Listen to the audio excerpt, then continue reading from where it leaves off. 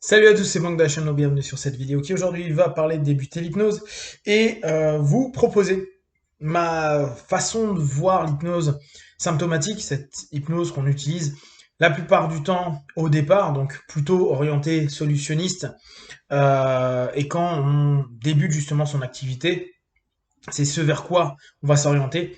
Je fais souvent la différence entre ce côté solutionniste, symptomatique, avec le côté causal plutôt psychothérapeutique qu'on pourrait proposer au travers de nos sessions d'hypnose.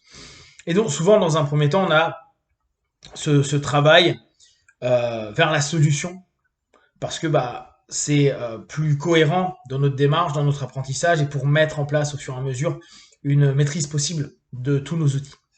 Là pendant le séminaire qui vient se terminer, il y a eu quelque chose de je trouve très intéressant, notamment quand je partageais un élément qui pour moi est clé dans l'accompagnement symptomatique, solutionniste, c'est de rester extrêmement réaliste. J'ai envie de vous dire au niveau thérapeutique également, rester vraiment réaliste. Réaliste, c'est-à-dire que par rapport aux objectifs qui vont être créés, donc précis, réaliste, écologique, mesurable, c'est en tout cas le système que j'utilise, le réalisme reste pour moi l'élément le plus important d'un objectif. Et on sait que parce que l'hypnose depuis des décennies et voire même plus euh, s'est vendu comme un système qui peut faire des choses exceptionnelles, a marqué l'esprit des gens par justement les retours exceptionnels qu'il peut y avoir. Mais les exceptions ne font pas généralité. Et au quotidien, il y a des milliers, des centaines de milliers, voire des millions de praticiens dans le monde qui pratiquent une hypnose ordinaire sur des problèmes ordinaires des gens normaux et qui permettent des mieux, voire des biens dans le quotidien de ces personnes-là. Limiter l'hypnose à des feedbacks extraordinaires, c'est hyper dommageable pour notre discipline. C'est bien, c'est sympa, mais ça fait venir des partenaires avec des attentes super excessives, avec donc des retours qui sont également excessifs à se dire c'est pas ce qu'ils attendaient parce que quand on attend beaucoup, on est facilement déçu et donc on peut être complètement extrémiste dans ses retours. Et malheureusement là à ce moment-là, on perd beaucoup pour la crédibilité de notre discipline. Rester réaliste. Rester réaliste, c'est quoi? C'est rester dans cette notion où quand quelqu'un vient avec un objectif, et on va prendre un truc tout bête, c'est des exemples que je partageais. Tu viens pour un marathon, pour préparer un marathon. Tout le monde peut faire un marathon. Sauf que si ton marathon il est dans 6 mois, que tu n'as jamais couru de ta life, même avec de l'hypnose, il y a peu de chances que tu fasses bien ton marathon dans 6 mois et surtout que tu t'en sortes. Si tu débutes de zéro, que tu n'as quasiment jamais couru et qu'en fait c'est une nouveauté pour toi et que tu n'as pas forcément une notion de sportive plus que ça. Et même avec de l'hypnose, il y a peu de chances que ça fonctionne. Une autre personne qui veut faire un marathon, qui est assez sportif, qui fait d'autres disciplines, qui court de temps à autre, oui, là peut-être. Et quelqu'un qui est un expert du triathlon et qui ne s'est pas entraîné pendant 6 mois ou un an et qui me dit oui, je veux préparer ce marathon, là je vais dire il n'y a aucun problème. Il est précis, réaliste, écologique, mesurable. Par contre, pour les autres, et surtout pour le premier, non, il est pas réaliste. Il est clairement pas réaliste. C'est bien, c'est un challenge et tout. Commence déjà par 10 bornes. Puis après, on verra une autre séance quand tu auras fait, validé, rendu réel, concret. Tu ne seras pas dans le fantasme, dans les possibles, dans et si, et si, et si. Non, non, dans la réalité, dans là où tu l'auras vécu. On va passer à 20 km. Et on va travailler mentalement pour 20 km. Et on passera pour 30 et puis pour 40. Cette notion de réalisme, elle peut pour beaucoup de personnes être hyper déstabilisante. On l'a, et je redonnais également cet exemple-là, avec les personnes qui disent « moi je veux perdre 40 kilos ». Cool. Est-ce que c'est réaliste? Bah oui, on pourrait dire sur X mois, etc. Mais sous quel temps? Et là, on a souvent des temps incroyables. Et on va dire oui, mais Jack ou Jeanne, eux, ils ont perdu 40 kilos. Ok, mais ils sont partis d'où? euh, Quelle était leur problématique? Comment ça s'est passé? Tu n'es pas Jack ou Jeanne. Donc, à partir de là, toi, d'un point de vue purement réaliste, est-ce que tu acceptes de recadrer pour dire je vais perdre 5 kilos. Et il y a plein de personnes qui disent bah non, moi je vais pas avoir un hypno pour perdre que 5 kilos. Je vais voir un hypno pour en perdre 40. Sauf que 40, c'est pas réaliste sur les laps de temps que les personnes demandent.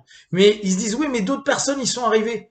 Oui, mais tu n'es pas les autres. Et toi, step by step, 5 kilos. Puis quand tu auras 5 kilos, il t'en restera plus que 35. Et tu en reperdras 5. Et tu pourras dire que tu en as déjà perdu 10, donc que tu as déjà fait un quart du chemin. Et là, ça devient impossible. Or, il y a beaucoup de personnes, quand tu leur dis non, non, non, on va bosser sur 5 kilos, juste 5 kilos, simplement 5 kilos.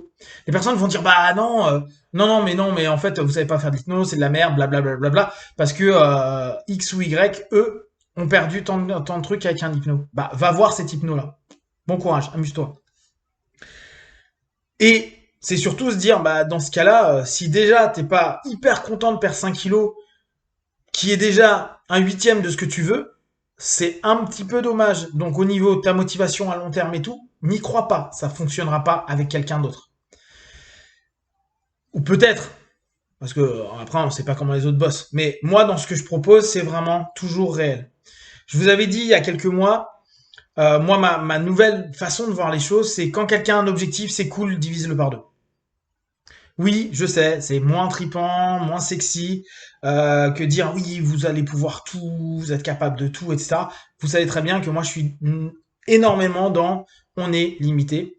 Allons déjà à la limite de nos limites et on en parlera, mais soyons réalistes, concrets et ne rêvons pas. Tu veux arrêter tel ou tel truc sur le long terme, pas sur un mois, 6 mois, un an ou dans 2 ans revenir me voir. Arrêter sur le long terme. Eh ben, je préfère te dire, bah, ça sera pas en une séance, 2 séances ou 3 séances, mais on va prendre le temps qu'il faut pour que quand tu es arrêté, ça s'arrête définitivement et que tu n'aies pas de compensation ou autre.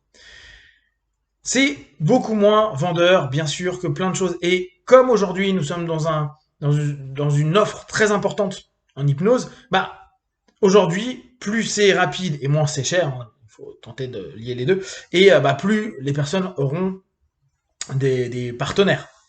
Mais je vous invite, vous, en débutant, de rester juste sur du réel, sur des choses concrètes. Et surtout, remettez toujours le réel au milieu de tous les objectifs. Tu veux faire quelque chose, mais tu l'as jamais fait avant, tu as aucune ressource ou point de référence qui te permet de te dire ça j'en suis capable, bah on va aller moins loin que ce que tu voulais, mais on va déjà te faire mettre un premier pied à l'étrier. On va d'abord, tu veux faire du saut d'obstacle avec un cheval, t'es jamais monté sur un cheval, premier temps, tu vas d'abord mettre le pied à l'étrier, peut-être monter sur un cheval un petit peu et apprendre à le faire à aller au pas, au galop, etc., etc. Chaque chose en son temps. Ça ne veut pas dire qu'on oublie complètement l'objectif final, mais comme je vous le dis régulièrement, on le coupe pour arriver sur des choses où on va pouvoir se dire cool, ça a fonctionné, j'ai le résultat que je voulais, mon objectif a été atteint, maintenant je peux avoir un autre objectif, et en plus, je vais avoir à ça la confiance en moi, la confiance dans mon expérience, la confiance dans mon subconscient, peut-être la confiance dans mon praticien qui a pu m'accompagner là-dedans, et je vais pouvoir me dire, ok, je peux aller peut-être plus loin parce que maintenant je sais que j'en suis capable, donc je m'ouvre à de nouvelles perspectives. Le réel nous ramène toujours à une réalité positive si elle est bien exploitée.